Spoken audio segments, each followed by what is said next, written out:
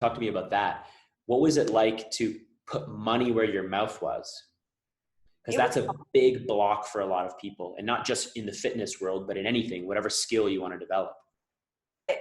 the biggest investment I ever made in myself was giving myself a chance to try something that I knew I wanted really deep down inside, but never had the courage to do. I walked into my first training session with Emma, and I remember it very, very specifically. I looked at her and I was like, so I don't want to do anything that makes me jiggle, or I have to get my heart rate really high where I sweat. And she looked at me and was like, I think you're in the wrong place. And from that moment, the first day, making me uncomfortable, getting me sweaty, like my heart was pounding through my chest. I could barely walk 10 stairs from our basement to our kitchen before jumping into personal training. And How much did you weigh at the time? 220 pounds. And it was a terrifying experience for me because I had never put myself in a place to be so uncomfortable.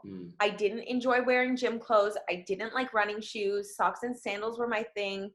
And I never, ever, ever saw that what the end result could be, because I was just so tunnel vision on, I can't do this. This is too much. But as soon as I put money down and was like, okay, I'm going to give this my best shot, I decided to go all out, because I was spending very hard-earned money. And if this wasn't going to work, nothing was. And if I wasn't going to put the time and effort into it, it wasn't going to be worth it. And I wanted it to be worth it. And I think that's where the biggest decision was. Like at that point, I just started a business, and 2017, going into my second summer, hiring my first employee, holy moly. And then she's just dropping money on a trainer. People were looking at me like, who is this girl? Why does she think she gets to do all these things? But I just decided that priority for me was my health, and priority for me was being selfish, since I had been so giving and unselfish for so long. So as soon as I made that investment, it was game over. If you could go back and change that decision, and not get that first personal training, you must have spent thousands of dollars. Would you have changed your decision? Absolutely not. Absolutely not. After Emma, I had 3 other personal trainers. Like, this was something I dedicated time to. Wow. And all I wanted was knowledge. I could go to the gym and do all these things. Like, I could absolutely do those things, no problem. But I needed to invest in somebody who cared about me as much as they cared about the dollar value.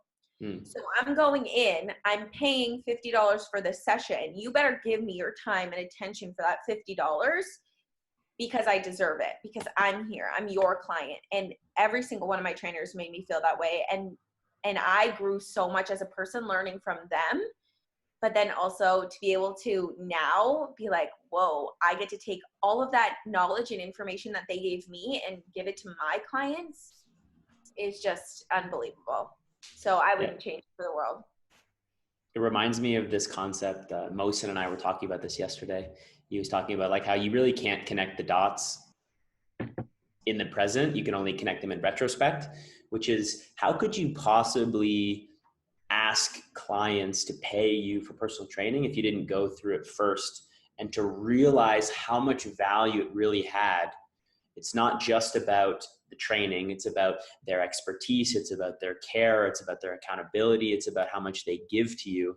And so I'm really happy that you went through that experience, because Jim Rohn, who has been one of my greatest mentors through his lectures on YouTube and through his books, he always said, if you want to have more, then you got to become more. And one of the quickest ways to shortcut your becoming more is to pay somebody that has the things you want and the knowledge you want and the life that you want to teach you how to shortcut. Because of course you can go to the gym like you're saying, but they're going to get you there way faster. And there's almost an element of like skin in the game. Oh yeah.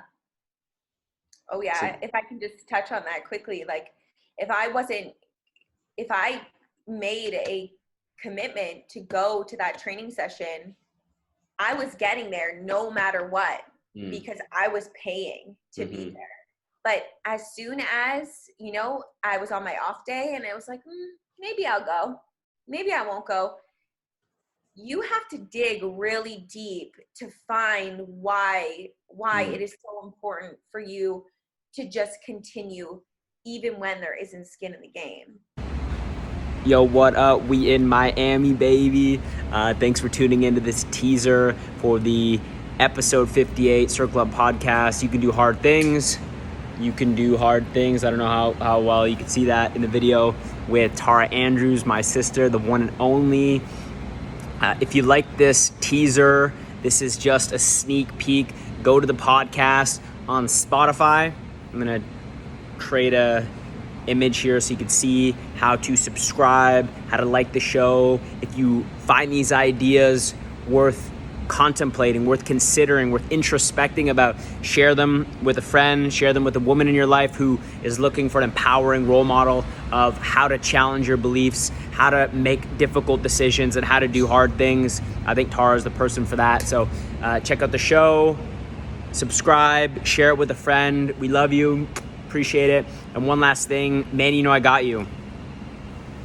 Man, you know I got you. Why the future of men's mental health and masculinity are not Man Up, but Circle Up.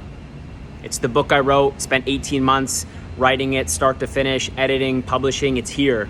It's available. I think it's an amazing gift for a man in your life. We're changing the way you talk, think, and feel about your mental health. And it helps men see that they're truly not alone, that they're never alone. No matter what challenge they're dealing with, everyone goes through their unique challenges. We know that.